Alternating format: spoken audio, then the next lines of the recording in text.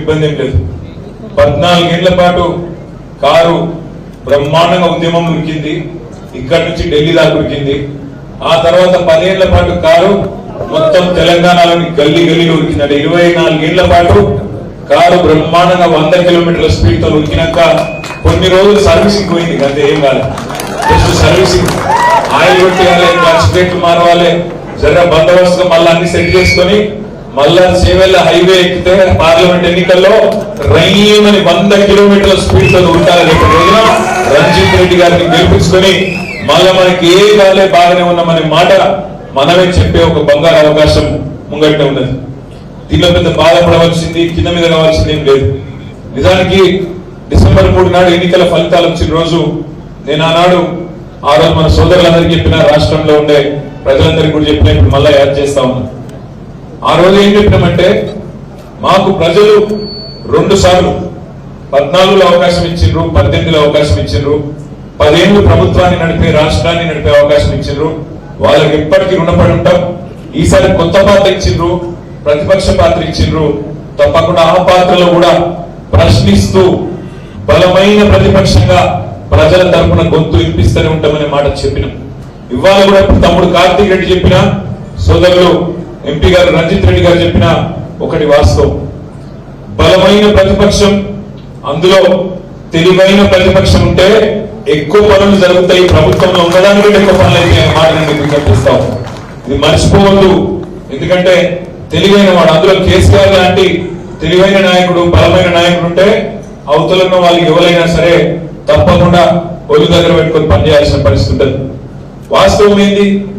నిజానికి మా చెల్లెలు స్వప్న చెప్పింది, అన్నా కొద్దిగా పార్టీని కూడా మంచిగా గత 10 ఏళ్లలో జోడెద్దుల మాదిరిగా పార్టీని, ప్రభుత్వాన్ని నడిపింటే బాగుంటుండే. కొద్దిగా ఇటువంటి మీటింగ్లు ఎన్నికల ముందు కూడా ఎప్పటికప్పుడు 3 నెలలకు ఒకసారి పెట్టింటే బాగుంటుండే, మనము మన కార్యకర్తలు ఇంకెక్కువ ఉత్సాహంతో పనిచేసే పరిస్థితి ఉంటుండే అనే మాట చెల్లెలు చెప్పింది. ఎస్, కొన్ని జరిగినాయి. 14లో మన రాష్ట్రం అప్పుడే కొత్తగా ఏర్పడ్డది. కొత్తగా ఏర్పడ్డ రాష్ట్రంలో అప్పుడు మనం ఎన్నో మాటలు పడ్డాం. అసలు తెలంగాణలో మీకు నడపడానికి వస్తుందా, మీకు అంత తెలివి ఉందా, మీకు నాయకత్వం ఉందా, మీకు సీన్ ఉందా, ఇట్లా చాలా మాటలు మాట్లాడి ఆ రోజు. అందుకే ఆ రోజు కసి మీద పనిచేసాం. ఒక 10 ఏళ్ల పాటు ఒక కసితోని, పట్టుదలతోని మనను నవ్వేటోళ్ళ ముంగడ జారిపడద్దు, మీకు నాయకత్వ లక్షణాలు ఉన్నాయా అంటున్న వాళ్లకు తెలంగాణను నెంబర్ 1 రాష్ట్రంగా చేసి పెట్టాలనే ఒక కమిట్మెంట్ తోని సొంత పని చేసుకుంటే, సొంత ఇల్లు కట్టుకుంటే ఎంతైతే ప్రేమతో చేస్తామో గత 10 ఏళ్ళు అట్లా కమిట్మెంట్ తో పనిచేసినాం. కాబట్టి ఇలా తెలంగాణ భారతదేశంలో ఎన్నో రంగాలలో నెంబర్ 1 గా ఉన్నది అనే మాట కూడా నేను ఈ సందర్భంగా మీకు విజ్ఞప్తి చేస్తా ఉన్నా. సరే, ఆ కమిట్మెంట్ లో రాష్ట్రం కోసం పనిచేసుకుంటా పోయే క్రమంలో ఒక మాట అనుకున్నాం. ఏమనుకున్నాం? కింద వార్డు మెంబర్ నుంచి మొదలు పెడితే పైన పార్లమెంట్ మెంబర్ దాకా అందరూ మనోళ్ళే ఉన్నారు కదా. వార్డు మెంబర్లలో 90% మనోళ్ళే, సర్పంచ్లలో 80% మనోళ్ళే, అదేవిధంగా ఎంపీటీసీలు మనోళ్ళే, జెడ్పీటీసీలు మనోళ్ళే, ఎంపీపీలు మనోళ్ళే, ఎమ్మెల్యేలు మనోళ్ళే, ఎమ్మెల్సీలు మనోళ్ళే, ఎంపీలు మనోళ్ళే, ప్రభుత్వమే మనది, మున్సిపాలిటీలు, జెడ్పీటీసీలు మొత్తం మనోళ్ళే ఉంటారు కదా. కాబట్టి కిందికెళ్ళి మీ దాకా మనమే ఉన్నాం. మరి మన నాయకులు మాట్లాడితే, మన మంత్రులు మాట్లాడితే, మన ఎమ్మెల్యేలు మాట్లాడితే, మన గౌరవ ప్రజాప్రతినిధులు మాట్లాడితే పార్టీ మాట్లాడినట్టు కాదా, ఇది పార్టీ గొంతు కాదా, పార్టీ మంచిగానే ఉంది కదా అనుకొని ఒక వేగంగా పనిచేసుకుంటూ పోయే క్రమంలో ముంగట పోయినాం. కానీ ఒక చిన్న పాయింట్ మిస్ అయిన మనం వాస్తవమే. ఒకవైపు పార్టీలో కొంతమంది పదవుల్లో లేని నాయకులు, ఉద్యమంలో మొదటి నుంచి ఉన్న నాయకులు ఉన్నారు, మధ్యలో వచ్చిన వాళ్ళు ఉన్నారు, ప్రభుత్వంలోకి వచ్చిన తర్వాత వచ్చిన వాళ్ళు ఉన్నారు, రకరకాల సందర్భాల్లో వచ్చిన వాళ్ళు ఉన్నారు. వాళ్ళందరినీ సమన్వయం చేయడంలో, వాళ్ళందరినీ కోఆర్డినేట్ చేయడంలో మాత్రం కొంత లోపం జరిగిన మాట వాస్తవం. తప్పకుండా బలంగా ఆ లోపులు పూడ్చుకునే ప్రయత్నం బలంగా భవిష్యత్తులో చేసే బాధ్యత నేను తీసుకుంటా అని చెప్పి కూడా మీ అందరికీ సందర్భంగా హృదయపూర్వకంగా విజ్ఞప్తి చేస్తాం. తప్పకుండా మనం ఇంకా చాలా పనులు చేయవలసిన అవసరం ఉంది. ఏం జరిగింది నిజానికి? ఒకవైపు మనమేమో సరే, కొంత రాజుగారి పాలకత కూడా జరిగింది మీ చేవలలో. రాజుగారి పాలకత తెలుసా మీకు? రాజుగారి ఇంట్లో పెళ్లి అవుతారు. రాజుగారు ఏం చెప్పారు? మరి లగ్గం అంటే పాలకోవ చేయాలి, పాలు పెట్టాలి, ఛాయ్ పోయాలి, వచ్చిన మసీదులకు మర్యాదలు చేయాలి. సరే, అందరూ పాలు పోయి పోయి మా ఇంట్లో కూడా పెద్ద గిన్నె పెడతాం, పెద్ద దాన్ని ఏమంటారు,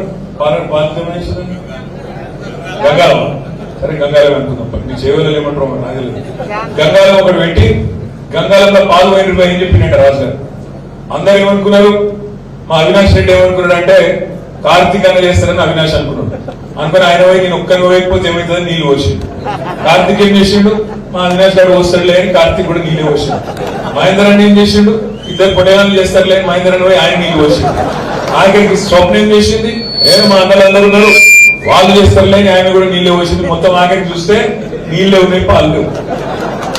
నువ్వు చేస్తావా, నేను చేస్తావా, నువ్వు ఎంపీటీసీ చేస్తాను, సర్పంచ్ చేస్తాను, ఎంపీటీసీ ఇద్దరు పదవులు వాళ్ళు తీసుకుంటారు, నాకేమిటి దాని ఆయన గ్రామ శాఖ అధ్యక్షుడు ఎవరు వాళ్ళు కొద్దిగా నిర్లిప్తత.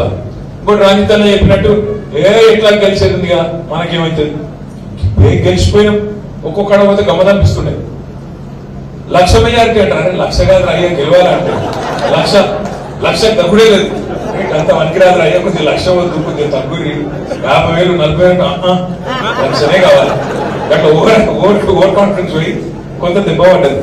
కానీ ఏమో అయిపోయింది, మనం బీరిపోయి ఇట్లా దుప్పటి కప్పుకొని ఎక్కడో అక్కడ వండుకునేంత భయంకరమైన ఓటమి జరగలే. మనకు ఏం జరిగింది, 119 సీట్లలో ఇవాళ 3వ వంతు ప్రజలు మనకిచ్చిండ్రు. 39 సీట్లు మనకిచ్చి బలమైన ప్రతిపక్షంగా పనిచేయండి అని చెప్పి ప్రజలు మనకు కూడా ఆదేశం ఇచ్చింది. 39 సీట్లేమో గెలిచినాం, ఇంకో 14 సీట్లేమో దగ్గరికి వచ్చిపోయినాం. 1000 ఓట్లతో 2 సీట్లు పోయినాయి జుక్కలు, అదేవిధంగా దేవరకద్ర. 3,000 ఓట్లతో 3 సీట్లు పోయినాయి.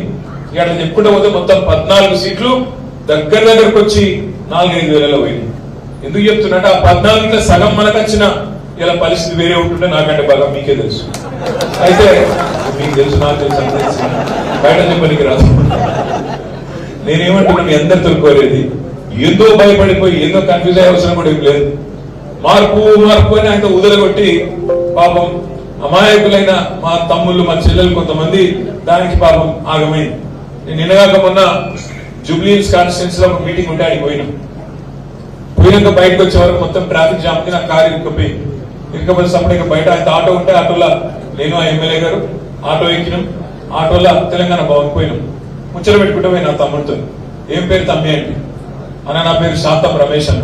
ఏ ఊరు అంటే హైదరాబాద్ 25 ఏళ్ళకి ఉండగా నాది ఆలేరు, అక్కడ మూటకొండూరు అని ఒకటి ఉంటుంది ఊరు, ఆ ఊరు నాది. మరి ఏమైతుంది ఏం సంగతి అంటే, మార్పు అని వేసినామన్నా మా కొబ్బరి ఉంచుకున్నాడు అని చెప్పి కదా 6.5 లక్షల మంది ఆటో అన్న తమ్ముళ్ళు ఏ ఊరికైనా ఉండండి, ఆటో వాళ్ళకి ఇంకొకసారి టచ్ అయింది అంతే, పొల్లు తిరుగుతాను. ఇదేం మార్పు అయ్యారు అంటే ఏమైంది మీరు చూడు.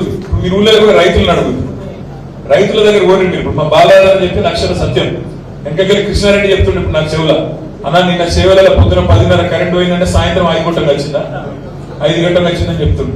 నేను నిన్న సిరిసిల్ల పోయినా. సిరిసిల్లలో మా దగ్గర ఒక మండలం ఉంటది ఎల్లారెడ్డిపేట. ఆ మండలం సోదరులందరం ఇట్లా లోపల కూర్చున్నాము, 150-200 మంది ఉంటే ఆ లోపల కూర్చొని ముచ్చట పెట్టుకుంటున్నాను.